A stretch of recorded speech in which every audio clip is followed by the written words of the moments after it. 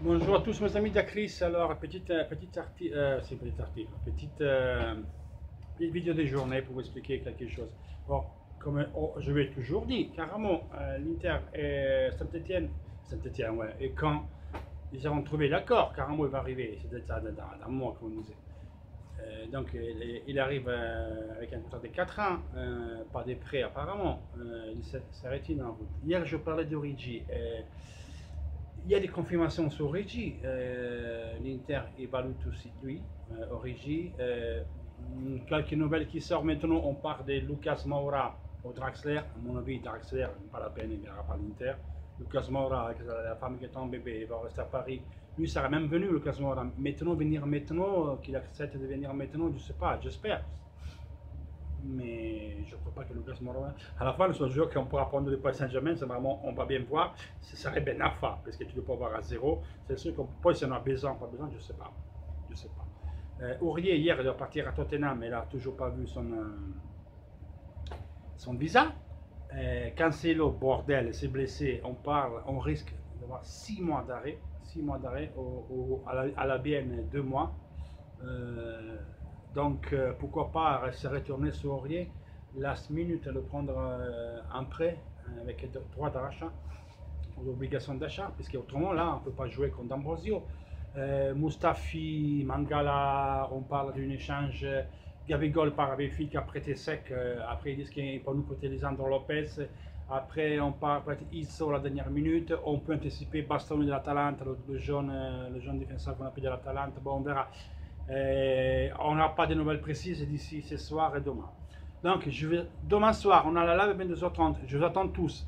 Outre que le marché, on vous parlera de le blocus du gouvernement chinois, que c'est une chose beaucoup plus grand de ce que vous pensez. Et que le foot, c'est vraiment une petite chose. Le foot, pour rapport à ce qui se passe là. Donc, Francesca, qui c'est notre avocat et notre administratrice du groupe, et il fait partie de la chaîne YouTube. Donc, demain soir, il y a Francesca. Il a fait un article sur notre page Facebook, Interista Criticone et channel YouTube. Mais c'est en italien. Demain, elle vous l'expliquera en français. Je veux lire là. Vous voyez, j'ai deux messages de Francesca où il m'explique deux passages de la recherche qu'elle fait. Elle, c'est un avocat, Francesca. Et en plus, c'est un articuliste. C'est un avocat des métiers et il écrit des articles pour des sites de presse sportifs ou non sportifs. Donc, sa recherche, c'est plusieurs jours qu'elle fait. Le 20 juin, donc dernière, le 20 juin, les banques chinoises, comme ils peuvent confirmer toutes les sources qu'ils ont relaté ces déclarations au journal South China Morning Post de Hong Kong, ont reçu l'ordre catégorique de ne concéder plus d'ultérieurs prêts au groupe Vanda Group qui fait chef à Jean-Li.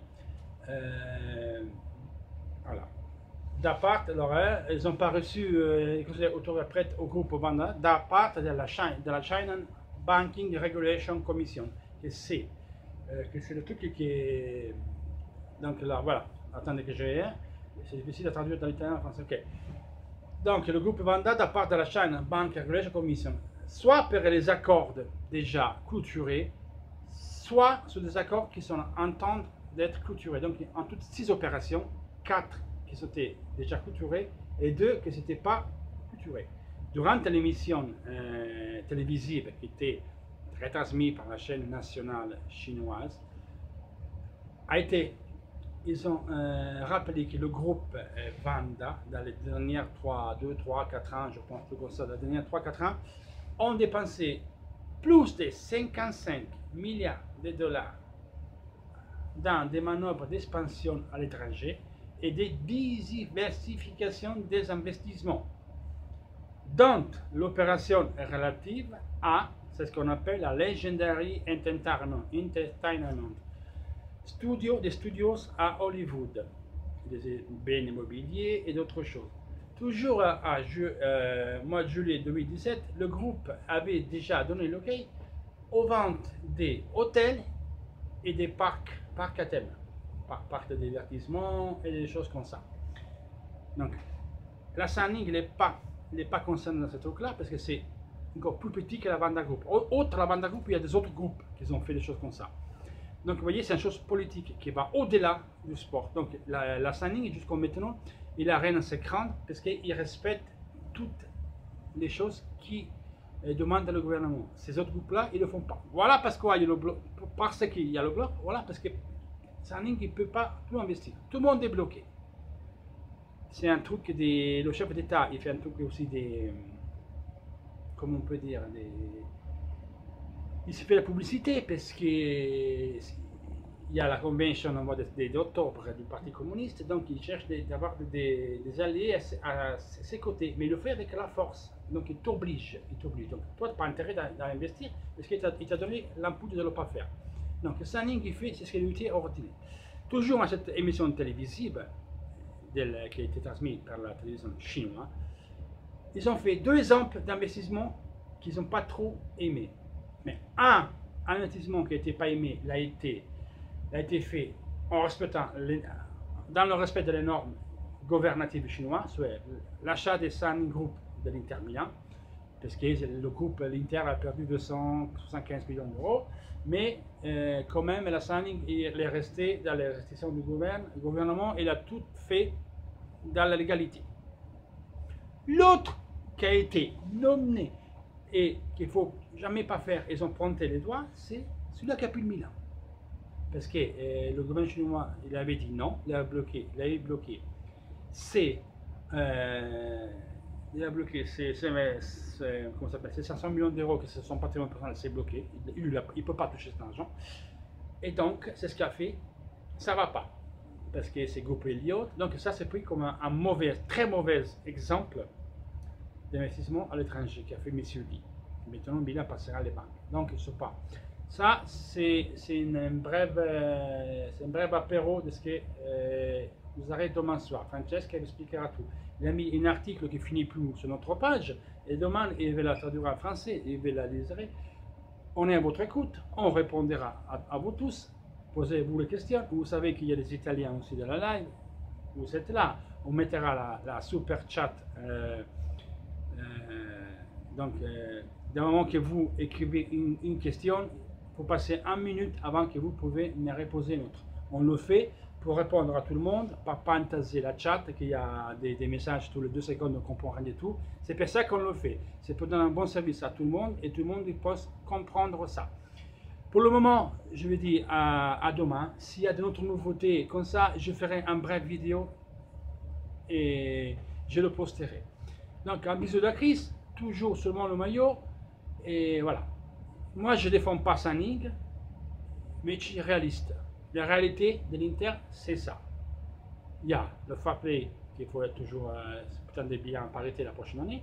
Il y en a à voir avec ce blocus qui à octobre il peut baisser un petit peu, mais je ne pense pas qu'après, bon ça c'est ce que j'ai dit moi, hein, je ne pense pas qu'après Sanning il pourra dépenser 200-300 millions d'euros à des coûts.